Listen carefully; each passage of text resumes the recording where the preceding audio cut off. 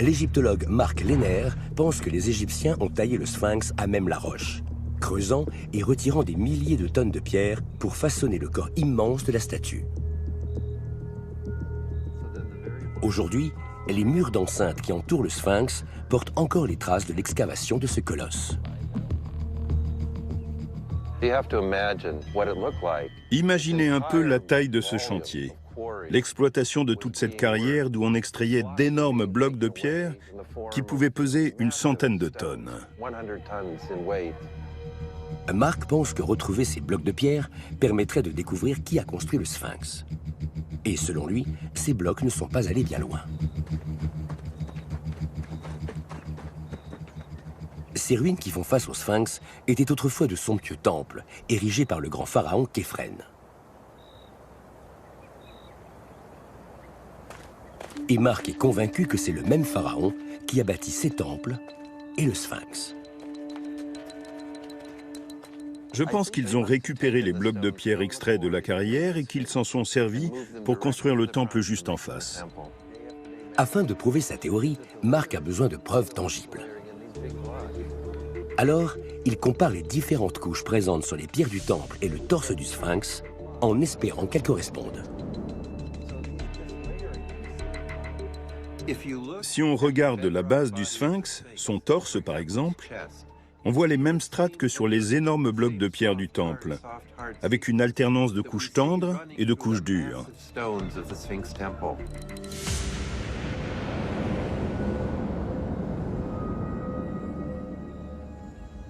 Ces différentes couches présentes sur les pierres des deux édifices sont des strates naturelles qui se sont formées bien avant que les Égyptiens n'arrivent au pouvoir.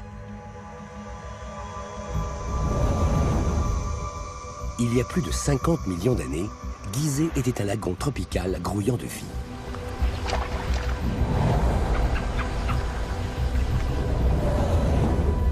Au fil du temps, des sédiments se sont déposés au fond de l'eau et ont formé plusieurs strates de calcaire distinctes.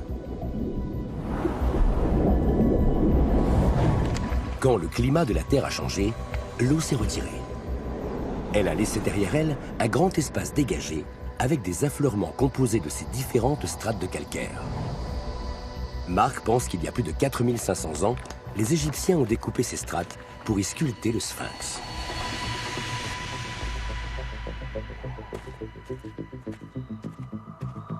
Avec Richard Redding, spécialiste des fossiles, Mark recherche les signatures géologiques cachées dans les blocs de pierre. L'épaisseur des différentes couches et le type de fossiles qu'elles contiennent confèrent à chacune une empreinte unique. Qu'est-ce que tu vois dans cette strate jaune un peu ratatinée? Plein de fossiles. On en a pas mal ici. Tiens, là, on a une huître épineuse. Et il y a tout un tas de numulites, ces coquilles en forme de pièces de monnaie. On étudie tout. On étudie les caractéristiques de la pierre, l'ensemble des fossiles qu'elle renferme et l'épaisseur de ses strates. Ce sont tous ces éléments qui constituent son empreinte. Et c'est grâce à elle qu'on saura d'où vient cette pierre. Mark et Richard définissent le profil géologique détaillé de chaque bloc de pierre. C'est un travail de fourmi. Mais son épaisseur varie.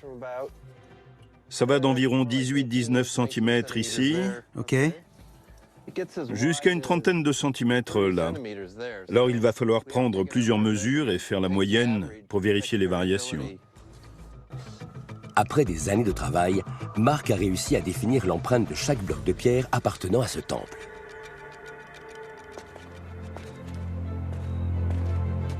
Pour prouver que le temple et le sphinx ont été construits en même temps par le même pharaon, il doit faire correspondre ces pierres avec l'endroit où elles auraient été extraites, la cavité où siège le sphinx. Mark compare d'abord l'épaisseur des strates pour voir s'il trouve une correspondance parfaite avec un des blocs du temple.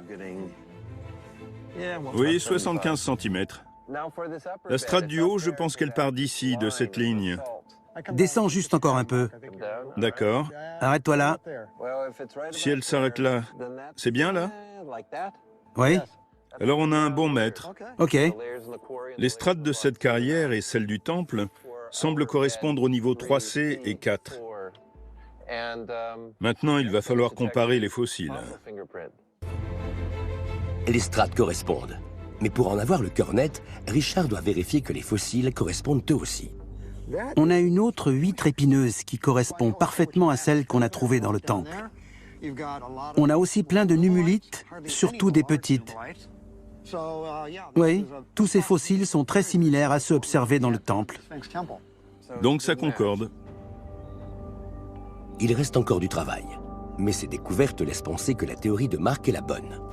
Les pierres qui ont servi à construire le temple proviennent bien de la carrière dans laquelle a été sculpté le sphinx. Grâce à cette approche méthodique, Mark pense pouvoir retrouver l'emplacement d'origine de chaque bloc de pierre du temple dans le fossé qui entoure le sphinx. 2 blocs issus du mur de façade du temple s'alignent parfaitement avec les blocs situés à mi-hauteur du corps du sphinx. Les couches géologiques et les fossiles qu'ils renferment sont les mêmes. D'autres blocs du temple correspondent au plancher de la cavité. Et les concordances ne sont pas terminées.